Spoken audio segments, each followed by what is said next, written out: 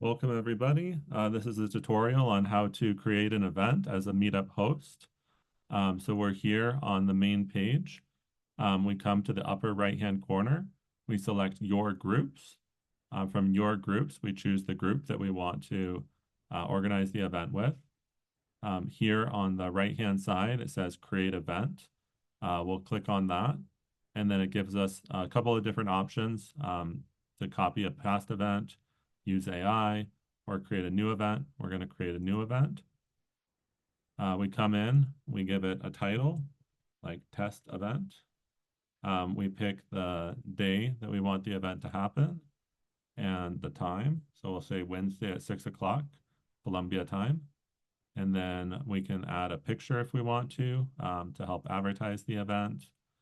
We write a description here.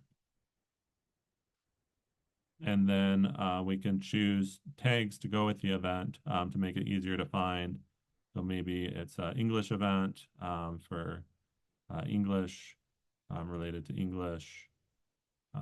We get to choose.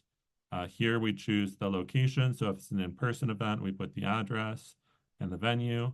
If it's online, we put the link. The link is only available to people that are members of Meetup and have RSVP'd for that event. So there are controls in place. We can add a co-host if we want to. There's a couple of options here. The most important one would be a repeat event that we can choose to have the event be recurring.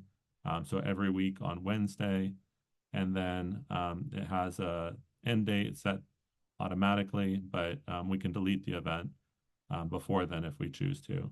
Down here in the lower right-hand corner, we have the option to publish the event. Because this is just a test event, I'm not going to publish it, but that is how to create an event.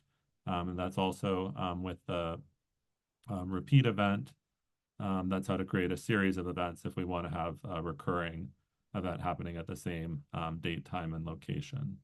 So hopefully that was helpful. And I hope to see you at an upcoming event.